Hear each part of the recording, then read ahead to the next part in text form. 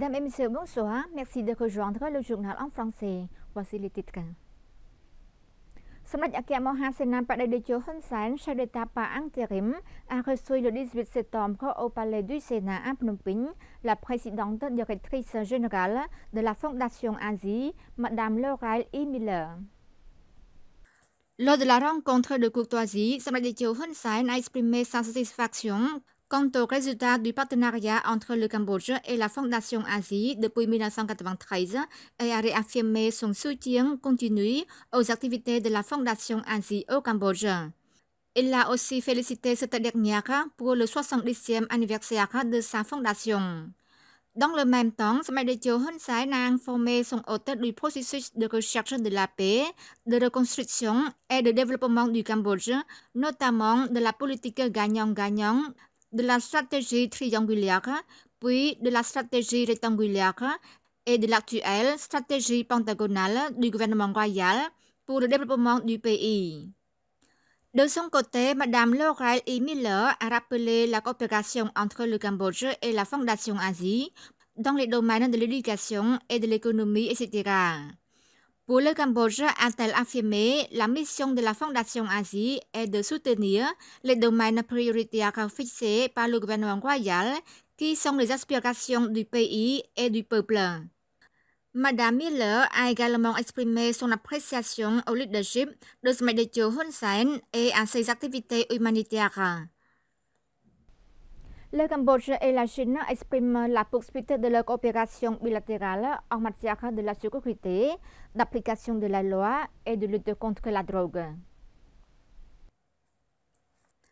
Lors de la rencontre dans la matinée du 18 septembre, Son Excellence Santhep Bandit Netsavuon, vice-premier ministre et président de l'autorité nationale de lutte contre la drogue, a salué la présence de Son Excellence Vang Vinpin en tant qu'ambassadeur extraordinaire et plénipotentiaire au Cambodge, soulignant que la présence de Son Excellence l'ambassadeur renforcera davantage les relations entre le Cambodge et la Chine.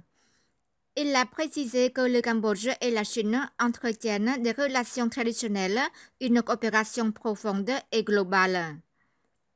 Son Excellence Santhep Bandit Netsavuon a parlé de la bonne coopération entre le Cambodge et la Chine dans le passé, notamment en matière de sécurité, d'économie et de commerce.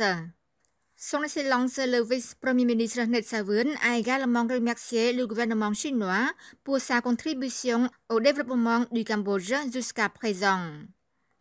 En réponse, Son Excellence l'ambassadeur de Chine au Cambodge a déclaré que sur la base de l'amitié traditionnelle de longue date ainsi que de l'amitié de l'acier, le gouvernement chinois, par l'intermédiaire de son ambassade, continuerait à soutenir le Cambodge pour réaliser sa vision de 2030 de devenir un pays à revenu intermédiaire élevé et de devenir un pays à revenu élevé d'ici 2050.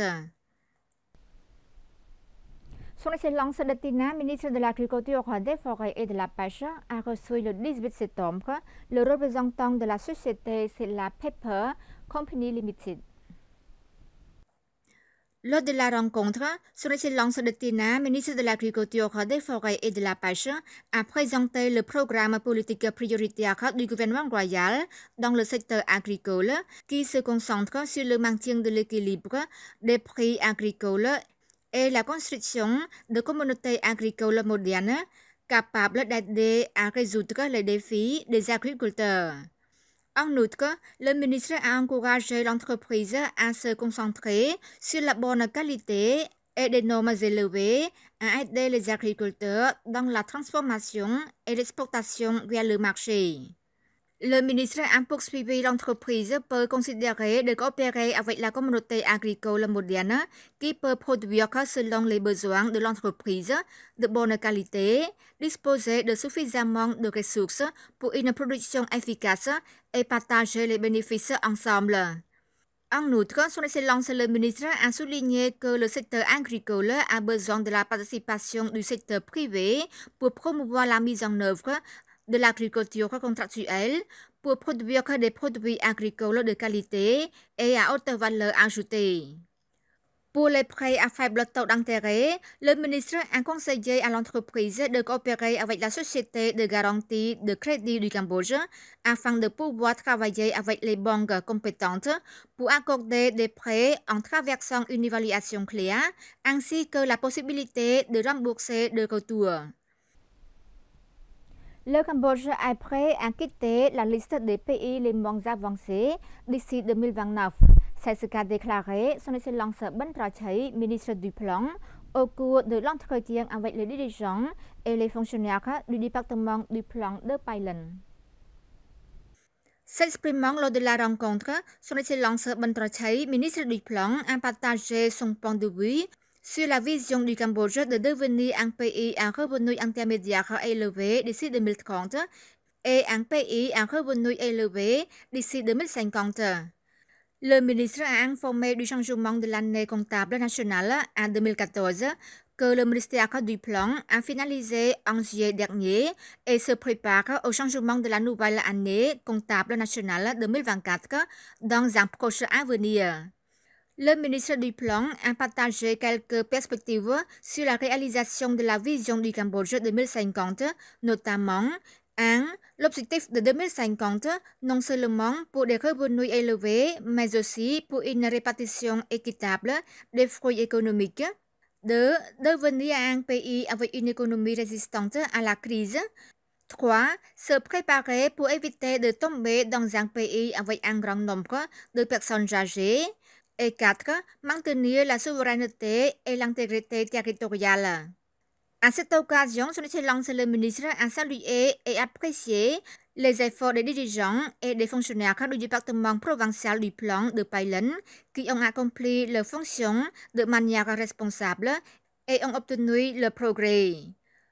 À noter que la province de Pailen est la 20e province de la mission de son Excellence Ben Trachai pour rencontrer ses subordonnés, conformément à la plus haute instruction de son Premier ministre dans le but de rechercher les liens de solidarité et d'intimité entre le niveau national et infranational. Le gouvernement royal du Cambodge a identifié le secteur des véhicules électriques comme un secteur à fort potentiel pour contribuer à accélérer la diversification de la base économique et à renforcer la sécurité énergétique. C'est ce qu'a annoncé son Excellence Pen Ponia, ministre des Travaux publics et des Transports, lors d'un séminaire de diffusion sur la politique nationale du développement des véhicules électriques 2024-2030. Au cours du séminaire de diffusion sur la politique nationale du développement des véhicules électriques 2024-2030, tenu le 18 septembre, son Excellence Pen Ponia, ministre des Travaux publics et des Transports, a déclaré que le secteur des véhicules électriques a été identifié comme l'un des secteurs à fort potentiel pour contribuer non seulement à l'amélioration de l'environnement et du bien-être public, mais aussi à la dynamique de développement et à la diversification de l'économie et au renforcement de la sécurité énergétique.